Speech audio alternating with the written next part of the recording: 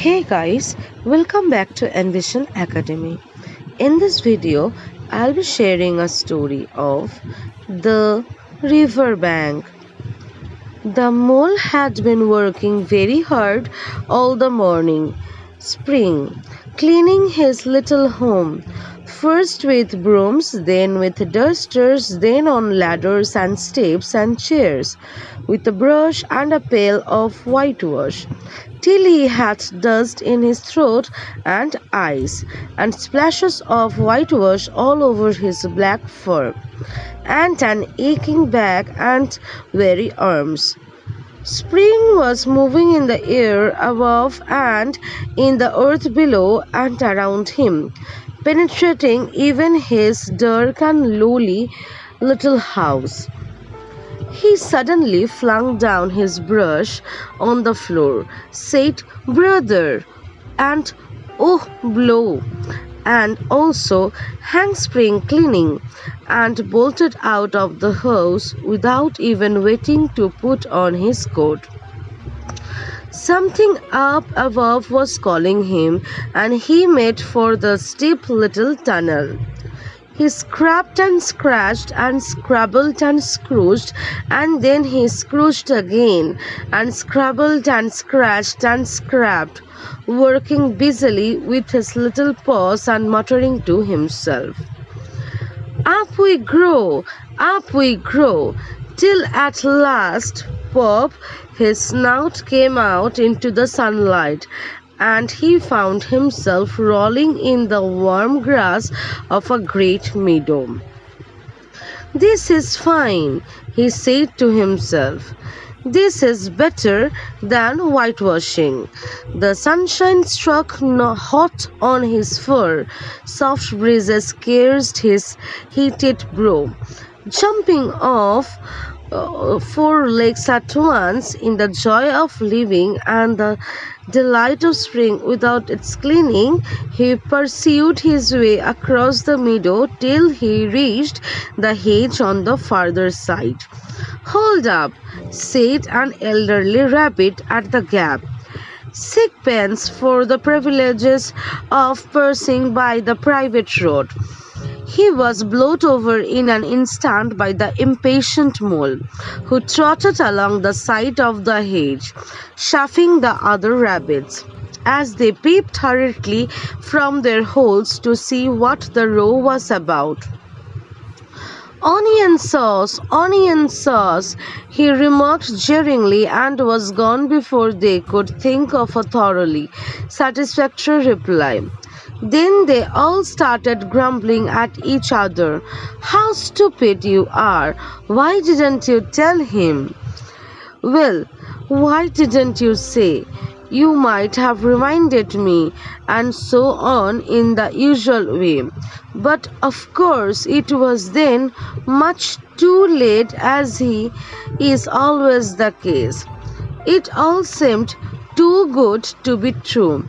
Hither and thither through the meadows he rambled busily along the hedgerows, finding everywhere birds building, flowers budding, leaves thrusting, everything happy.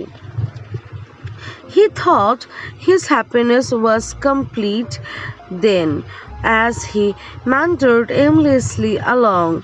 Suddenly he stood by the edge of a full-fed river.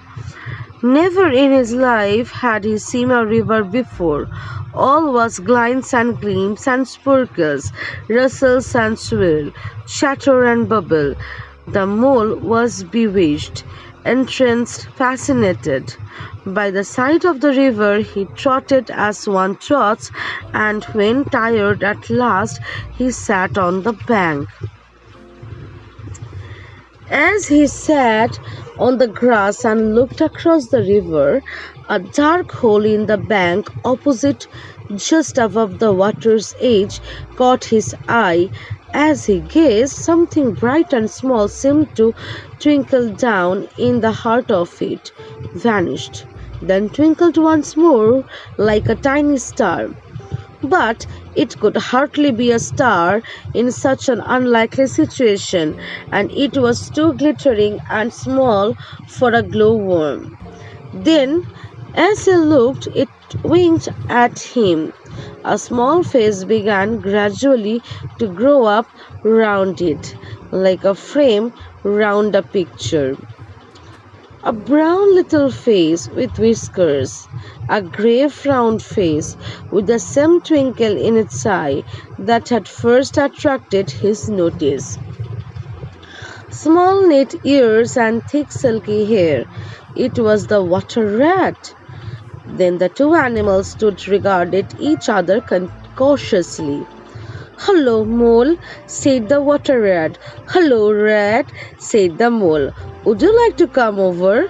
inquired the rat presently.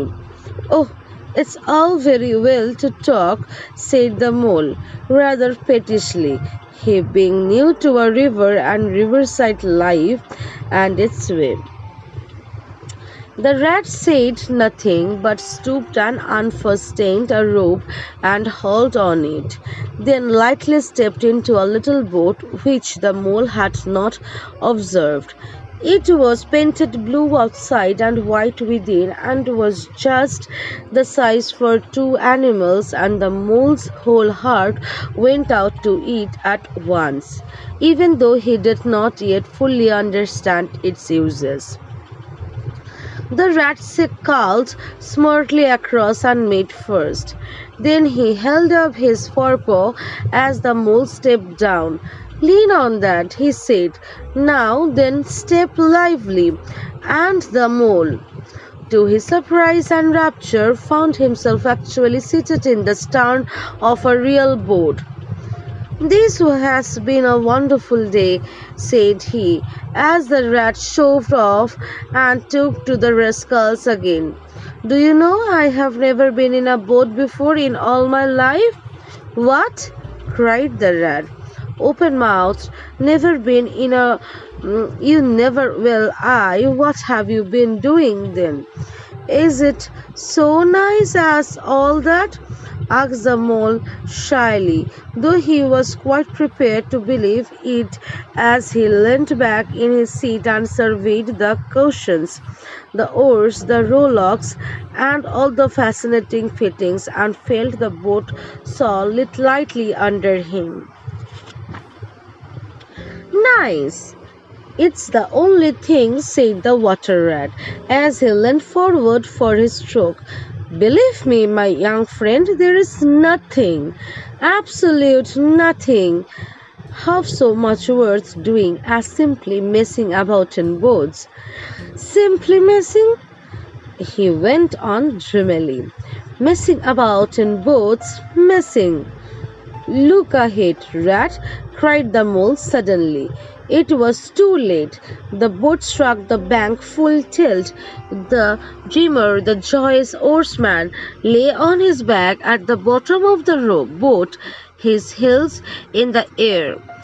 "About in boats or with boats," the rat went on, picking himself up with a pleasant laugh. "In or out of him, it doesn't matter. Nothing seems really to matter. That's the charm of it. Whether you get away or whether you don't, whether you arrive at your destination or whether you reach somewhere else, or whether you never get anywhere at all, you are always busy and you never do anything in particular. And when you have done it, there's always something else to do, and you can do it if you like really nothing else on hand this morning. Supposing we drop down the river together and have a long day of it." The mole waggled his toes from sheer happiness, spread his chest with a sigh of full contentment, and leaned back blissfully into the soft cushions. "What a day I am having," he said. "Let us start at once."